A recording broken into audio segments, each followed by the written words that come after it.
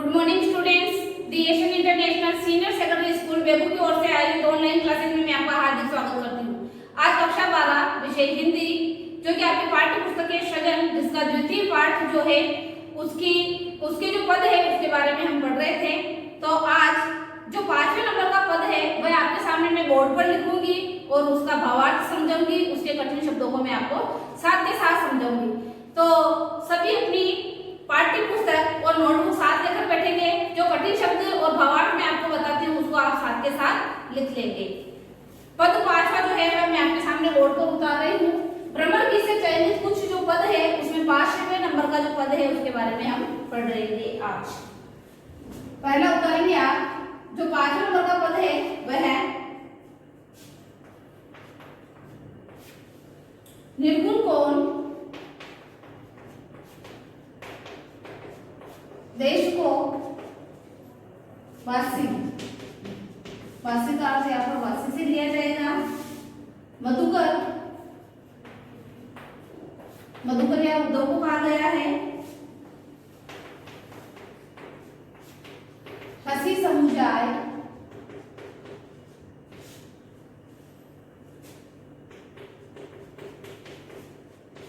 सोहदेव अर्थात सौगंध लेकर, बूझती अर्थात पूछती है, बूझती, साचना हास्य, साचना हास्य, को है जनक, जननी,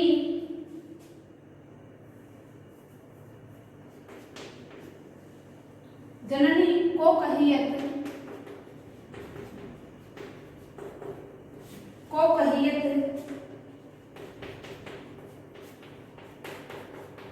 कौन नारी,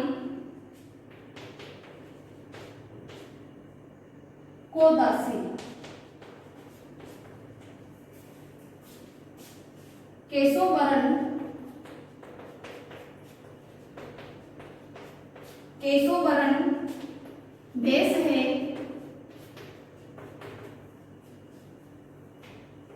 केशो के ही रस के ही रस में अभिलाषी,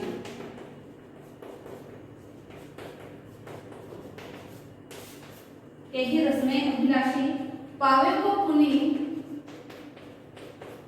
प्राप्त करना, पुनि यानी फिर से, पुनि, कियो आपनो, कियो आपनो, जोरे,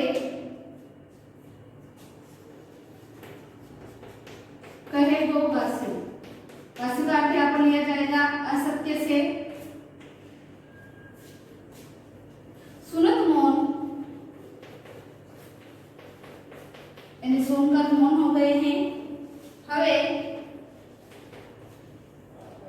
रहयो,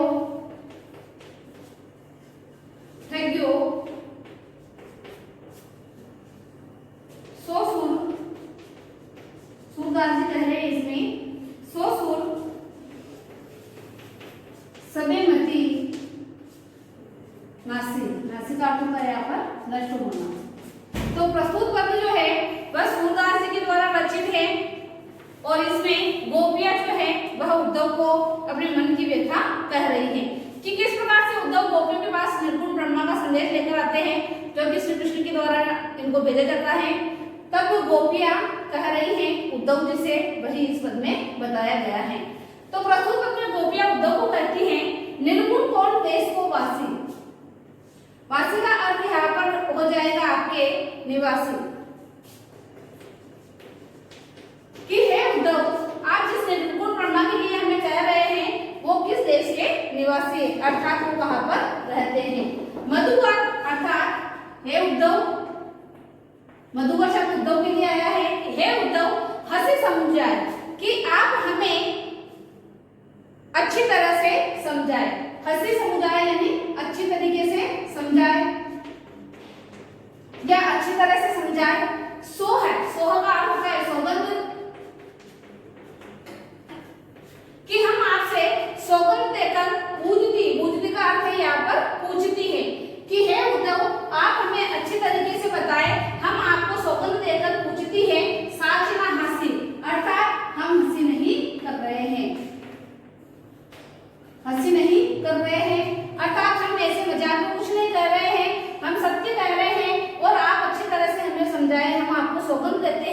कि आपके जो निर्गुण ब्रह्मा है वो किस देश के निवासी हैं। को है जनक, को है अर्थात कौन है, कौन है, जनक का अर्थ है पिता, कि आपके निर्गुण ब्रह्मा के पिता कौन है, जननी को कहिए, माता कौन है अर्थात उनकी माता किसको कहा जाता है, कौन है नारी अर्थात उनकी पत्नी कौन है, को दासी और उनकी दासी कौन है। अर्थात आप हमें बताइए कि आपके निर्गुण ब्रह्मा के पिता कौन है, माता कौन है, पत्नी कौन है और उनकी दासी कौन है। कैसे वर्ण अर्थात उनका वर्ण कैसा है, वर्ण या उनका रंग कैसा है, वेश है कैसो अर्थात उनकी वेशभूषा कैसी है, के ही रस में अभिलाषी और वो किस रस के अभिलाषी हैं, यह भी आप हमें बताइए। पावे को पुण्य कियो आपनो जोरे अर्थात आप वापिस प्राप्त करोगे कहे वो गासी, गासी अर्थात असत्य। अगर आपने निर्गुण ब्रह्मा के परिवार के बारे में हमें कुछ भी असत्य कहा तो आप उसका वापस क्या प्राप्त करोगे, अपने कर्मों को वापस ही स्वयं प्राप्त करोगे। अर्थात अगर असत्य बात की तो अपना किए का फल आप स्वयं ही भोगोगे। सुनत मोन हवे रहो ठगोसो सुन अर्थात सूरदास जी कहते हैं कि इन बातों को सुनकर उद्धव जो है वह ठगा सा रह गया है। जिस प्रकार से किसी व्यक्ति को कोई ठग लेता है तो उसकी सुबुद्धि काम करना बंद कर देता है, वैसे ही यहाँ पर उद्धव जो है वह ठगे ठगे से रह गए, सभी मति नासी और उनको यूं लगा कि सारी गोपियों की बुद्धि जो है वह क्या है, नासी अर्थात नष्ट हो गई है। मति का अर्थ होता है बुद्धि अर्थात गोपियों की बुद्धि शायद यहीं पर नष्ट हो गई है। एक बार वापस भावार्थ में आपको ऐसा बता रही हूँ। निर्गुण कौन देश को वासी कि है उद्धव आप बताइए कि आपके निर्गुण ब्रह्मा किस देश के निवासी हैं। मधुकर हंसी समझाए, है मधुकर आप हमें अच्छी तरीके से समझाइए, है उद्धव आप हमें अच्छी तरीके से बताइए। सोहदे पूछती हम आपसे सौगंध देकर पूछती हैं, साच ना हासी हम सत्य कह रहे हैं, हम हंसी की कोई बात नहीं कर रहे हैं। को है जनक अर्थात आपके निर्गुण ब्रह्मा के पिता कौन है, जननी को कहिए, माता कौन है, कौन नारी पत्नी कौन है, को दासी और उनकी दासी कौन है, यह आप हमें सत्य सत्य बताइए। केसो वर्ण वेश है केसो अर्थात उनका रंग वर्ण कैसा है, उनका वेश कैसा है, यह आप हमें बताइए। के ही रस में अभिलाषी और वह किस रस के अभिलाषी है, यह भी आप हमें बताइए। पावे को पुण्य कियो आपनो जोरे अर्थात आप जैसा करोगे वैसा ही फल आपको प्राप्त होगा कहे वो गासे। अगर आपने निर्गुण ब्रह्मा के लिए हमें असत्य बात बताई तो आप फिर वापस अपने किए का फल भोगोगे और उसको भोगने के बाद पश्चाताप करोगे। सुनत मोन हवे रहे ठगोसो ऐसी बातें सुनकर अर्थात गोपियों के द्वारा निर्गुण ब्रह्मा के परिवार के बारे में जो बातें हैं, ऐसी बातें सुनकर सूरदास जी कह रहे हैं कि उद्धव भी ठगे ठगे से रह गए अर्थात ऐसा लग रहा था जैसे कि उनको किसी ने ठग लिया हो। सभी मति नासी और उद्धव सोच रहे हैं कि इन गोपियों की जो बुद्धि है वो शायद नष्ट हो गई है। अगला जो पद है वह भी मैं आपके सामने लिख रही हूँ। इस पद में अनुप्रास अलंकार है, ठीक है, आप जरूर नोट करोगे, इसमें अनुप्रास अलंकार है। छठा पद है वह भी मैं आपके सामने बोर्ड पर लिख रही हूँ और इसी प्रकार से आपको समझाऊंगी। कठिन शब्द आपको साथ के साथ लिखने हैं। छठे नंबर का और अंतिम जो पद है वह आपके सामने मैं बोर्ड पर लिख रही हूँ, तो आप ध्यान पर लो, उसको देखेंगे। छठे नंबर का जो पद है, बिन गोपाल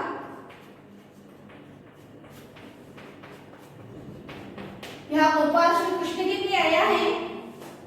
वेरिन शब्द का अर्थ होता है शत्रु, वेरिन भाई कुंजे।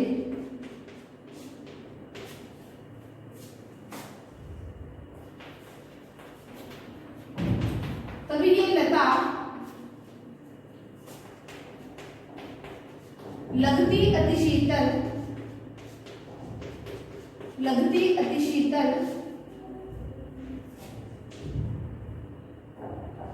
लगती अति शीतल, अब भई विषम ज्वाल, अब भई विषम ज्वाल की पूंजे अर्थात आग की लपटों के समान, ज्वाला के समान यह हमें अब प्रतीत हो रही है, दिख रही है। वृथा यानी व्यर्थ या बेकार, बहती जमुना, अर्थात जमुना का बहना भी उन्हें कैसा लग रहा है, व्यर्थ लग रहा है, बेकार लग रहा है। खग बोलत, खग का अर्थ होता है पक्षी, बोलत का अर्थ होता है बोलना। अब पक्षियों का बोलना भी उनको व्यर्थ और बेकार लग रहा है। वृथा कमल फूले, वृथा कमल फूले अली गूंजे, अली का अर्थ होता है भौरों का गूंजना। ये सब उन्हें अब क्या लग रहा है, बेकार लग रहा है। किसी समय यही चीजें उनको बहुत अच्छी लगती थी, मन को शीतलता प्रदान करती थी, लेकिन अब विरह की अग्नि में वो जल रही है तो ये सारी चीजें उनके सामने क्या है, व्यर्थ है, बेकार है। पवन पानी यानी हवा और पानी, घनसार का अर्थ होता है कपूर, संजीवनी यानी अमृतमयी, संजीवनी का अर्थ होता है अमृतमयी। दधिसूत अर्थात चंद्रमा, दधिसूत किरणें, चंद्रमा की जो किरणें है शीतलता प्रदान करती है, वही अब विरह काल में उनको किसके समान लग रही है, भानु अर्थात सूर्य के समान लग रही है। भानु भई गूंजे, ए उद्धव, इसमें गोपियां उद्धव को कह रही है सारी बातें कि तुम ये बातें जाकर किसको कहना, अपने श्री कृष्ण को जाकर कहना। माधव यहाँ पर श्री कृष्ण के लिए आया है, माधव सो विरह अर्थात हमारी जो विरह की वेदना है वह तुम अपने श्री कृष्ण को जाकर कहना। कदम का अर्थ होता है कटा, करी मारत लूंजे,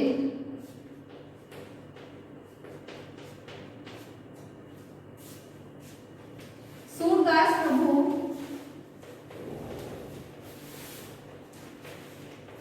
सूरदास प्रभु को मग, मग का अर्थ हो जाता है राह या रास्ता, जो बोलते हैं देखना, बाट जो होती है रास्ता देखती है। अखियां, गोपियों के आंखों के बारे में बताया गया है। गोपियां, अखियां भई बरन जो गूंजे। प्रस्तुत पद सूरदास जी के द्वारा रचित है। इस पद में गोपियां उद्धव जी से कह रही है कि हमारी जो विरह वेदना है ये हम आपको बता रहे और ये सारी बातें जाकर आप किसको कहिएगा, श्री कृष्ण से कहिएगा। तो कठिन शब्द जो मैं आपको साथ के साथ बताऊंगी, आपको साथ के साथ अपने नोटबुक में नोट भी करना है उनको, कि किस प्रकार से अब हमारे बीच में श्री कृष्ण नहीं रहे हैं, वह हमें छोड़कर मथुरा चले गए हैं और उनके वियोग में हमारी स्थिति क्या हो रही है। बिन गोपाल बेरिन भई कुंजे, बेरिन का अर्थ होता है शत्रु और कुंजे का अर्थ होता है उनके बिना हमारा जो जीवन है, जो कुंज है, वह हमें शत्रु के समान लग रहा है। तो गोपाल का अर्थ यहाँ पर लिया जाएगा श्री कृष्ण से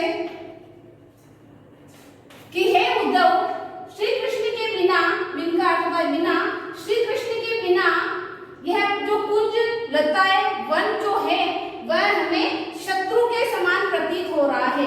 अर्थात यह जो कुंज है जहाँ पर हम श्री कृष्ण के साथ समय व्यतीत करते थे, जहाँ पर सुबह हम आते थे, कैसे शाम हो गई कैसे रात हो गई बिल्कुल पता नहीं चलता था, लेकिन आज विरह काल में वही स्थान हमारे लिए शत्रु के समान प्रतीत हो रहा है। तब ये लता लगती अति शीतल, तब ये जो कुंज की जो लताएं हैं अर्थात उस बाग बगीचे की जो लताएं हैं, उस समय जब श्री कृष्ण हमारे साथ रहते थे तब हमें यह शीतलता प्रदान करती थी। शीतल अर्थात मन को ठंडक महसूस होती थी, हमारा मन प्रसन्न रहता था, ये सारी चीजें हमें उस समय अच्छी लगती थी।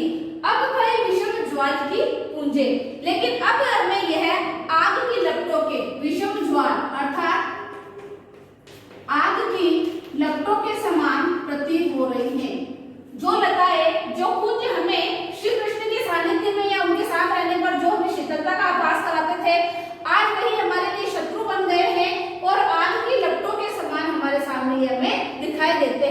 अर्थात ये जो शीतलता प्रदान करने वाले वन हैं, जहाँ पर ठंडक रहती है, हरियाली रहती है, यही पुंज और लताएं अब हमें आग की लपटों के समान प्रतीत हो रही है। किस कारण से? कि अब हमारे साथ श्री कृष्ण नहीं है। वृथा बहती जमुना, वृथा का अर्थ होता है बेकार या व्यर्थ, बेकार या व्यर्थ से लिया जाएगा कि अब हमारे सामने जमुना अर्थात यमुना जो नदी है, कि अब यह यमुना नदी बह रही है, यह भी हमारे लिए व्यर्थ है, बेकार है। ये बहे या ना बहे हमें कोई फर्क नहीं पड़ता है। खग बोलन, खग का अर्थ होता है पक्षी, और पक्षियों का जो बोलना है वह भी हमारे लिए अब बेकार सा है कि हमें अब पक्षियों की आवाज भी पसंद नहीं आ रही है। वृथा कमल फूले अली गूंजी, और ये कमल का खिलना और इन पर अली का अर्थ होता है भौरा, गूंजे का अर्थ होता है गूंजना, और अब कमल का खिलना और उस कमल पर भौरे का बैठना और गुंजन करना, ये सारी चीजें अब हमारे लिए क्या है? व्यर्थ है, बेकार है। पवन अर्थात हवा, पवन का अर्थ लिया जाएगा हवा से, पानी का अर्थ पानी से जल से लिया जाएगा, गंसा का अर्थ कपूर से लिया जाएगा, और संजीवनी अर्थात अमृतदायी, अमृतदायी अर्थात हवा मनुष्य के लिए जरूरी है, पानी जरूरी है, और कपूर के समान जो अमृतदायी फल है। दधिसूत किरणें, दधिसूत किरणों का अर्थ होता है चंद्रमा की किरणें, बाहुबली गूंजे, वह सूर्य के समान हमें प्रतीत हो रही है। चंद्रमा की जो किरणें होती है वह शीतलता प्रदान करती हैं, लेकिन विरह काल में वही शीतलता अर्थात चांद की किरणें इनको सूर्य के समान प्रतीत हो रही हैं। तो वृथा बहती जमुना बोलत, वृथा कमल फूले अली गूंजे, अर्थात श्री कृष्ण के बिना जो यमुना नदी बह रही है यह हमारे लिए बेकार है, पक्षियों का बोलना बेकार है, कमल के फूल का खिलना बेकार है, और उन पर जो भौरे गुंजन कर रहे हैं वह भी हमारे लिए व्यर्थ है और बेकार है। अर्थात पानी, हवा, कपूर जो अमृतदायी कहा जाता है इन चीजों को, दधिसूत किरणें, बाहुबली गूंजे, और चंद्रमा की जो किरणें हैं वह भी हमें किसके समान लग रही है? सूर्य के समान संतृप्त प्रदान कर रही हैं। अर्थात सूर्य में जो आग होती है उसको हम ज्यादा देर सहन नहीं कर सकते हैं, तो इन सारी चीजों को भी हम अब सहन नहीं कर पा रहे हैं। अब आगे है हे उद्धव कहियो माधव सो, माधव का अर्थ यहाँ पर लिया जाएगा कृष्ण से कि हे उद्धव, अब तुम जाकर अपने माधव से अर्थात श्री कृष्ण से कहना विरह कदन, कि विरह काल में, कदन का अर्थ यहाँ लिया जाएगा कटार से, करिमारत लूंजे, लूंजे का अर्थ यहाँ पर होगा धज्जियां उड़ा रही हैं, लूंजे का अर्थ यहाँ पर होगा धज्जियां उड़ा रही है। मार यानी मारकर यानी कटार, कि हे उद्धव ये जो सारी चीजें हैं ये कटार के समान हमें मार रही है और हमारी धज्जियां उड़ा रही हैं। ये सारी बातें तुम जाकर किससे कहोगे? अपने माधव से अर्थात श्री कृष्ण से कहोगे। सूरदास प्रभु को मग जोवत अखिया, सूरदास जी कहते हैं कि गोपियां कह रही हैं कि हम अपने प्रभु की, मग का अर्थ होता है रास्ता या राह, जोवत का अर्थ होता है बाट देखना या राह देखना, बाट जोहना, कि हमारी आंखें जो है वो श्री कृष्ण का रास्ता देखती है, बाट जोहती है। उनकी इस विरह व्यथा के कारण अखिया भय वरण जो गूंजे, गोपियों की जो आंखें हैं वह गुगुंजी अर्थात गूंजे का जो एक कहा जा सकता है कि पुष्प जो होता है उसके समान लाल हो गई है। अर्थात गूंजे यहाँ पर एक पुष्प के लिए आया है, पुष्प के लिए आया है और यह पुष्प लाल होता है। उसी प्रकार से गोपियां कह रही है कि श्री कृष्ण के विरह काल में हमारी जो आंखें हैं उनका रास्ता देखते देखते गुंजे के फूल के समान हो गई है। अर्थात गुगुंजी एक फूल होता है जो कि लाल कलर का होता है, उसी प्रकार से हमारी आंखें भी क्या हो गई हैं? लाल हो गई हैं। तो यह 6 पद थे, मैंने आपको अच्छी तरीके से समझा दिए हैं और आशा करती हूँ कि आपको बहुत अच्छे तरीके से ये समझ में आ गए होंगे। फिर भी आपको इसमें किसी प्रकार की कोई समस्या आती है तो आप बोर्ड पर दिए हुए नंबर पर संपर्क कर सकते हैं।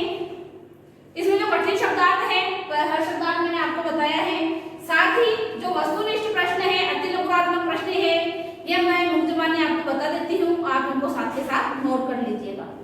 सूरदास की भक्ति मानी जाती है, इसमें अगर सदर 4 ऑप्शन दिए गए हैं।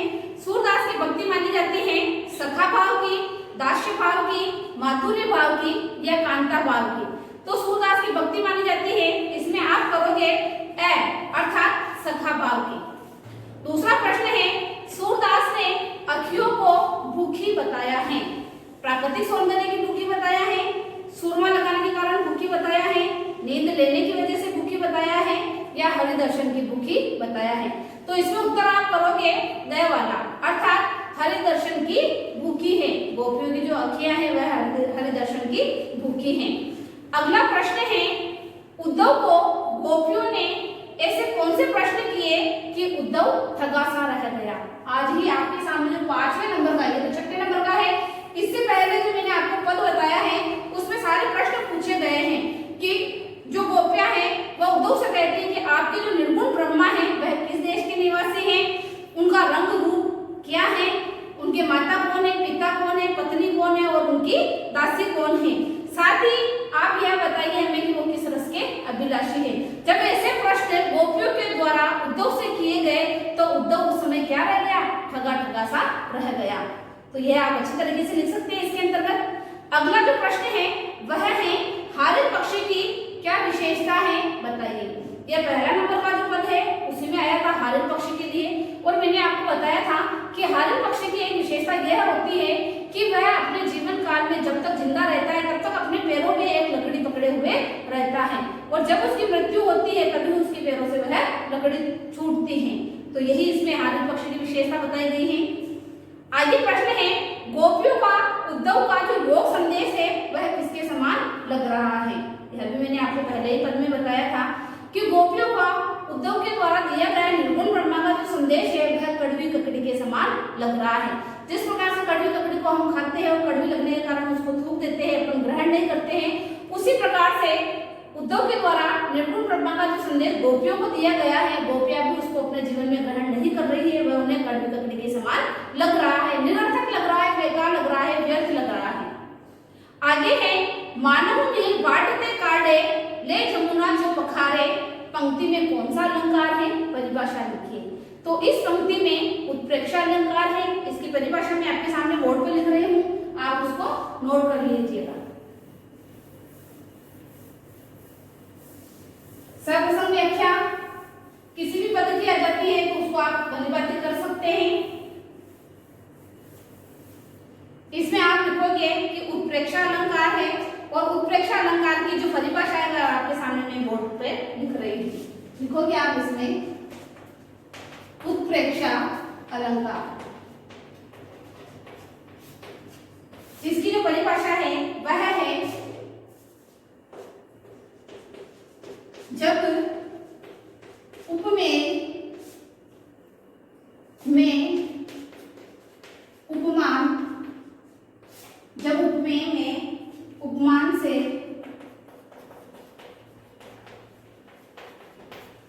भिन्नता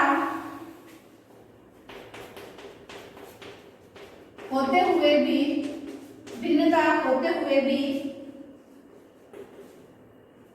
संभावना व्यक्त की जाए तो वह उत्प्रेक्षा अलंकार होता है।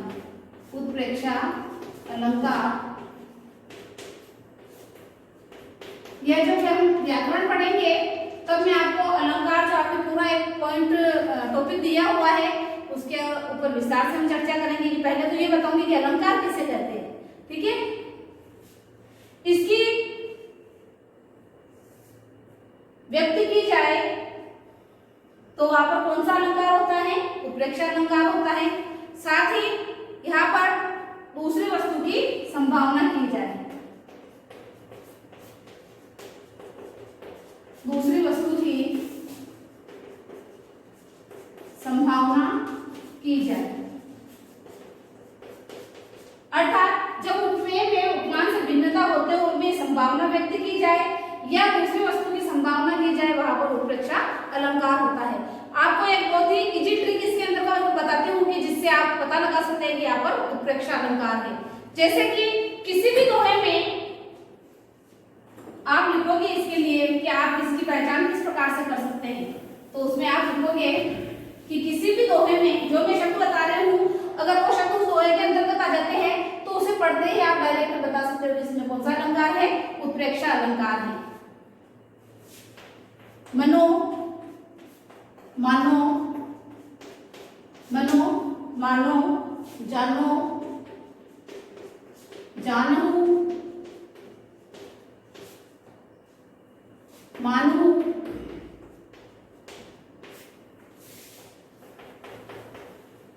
आदि शब्द आते हो। किसी भी पंक्ति में, किसी भी दोहे में, किसी भी पद में आप देख लीजिए, अगर वहां पर मनो, मानो, जानो, जानू, मानू आदि शब्द अगर आते हैं तो वहां पर कौन सा अलंकार होता है, वहां पर उत्प्रेक्षा अलंकार होता है। अगला जो प्रश्न है, सूरदास के पदों में वर्णित प्रेमा भक्ति भावना का वर्णन किए थे।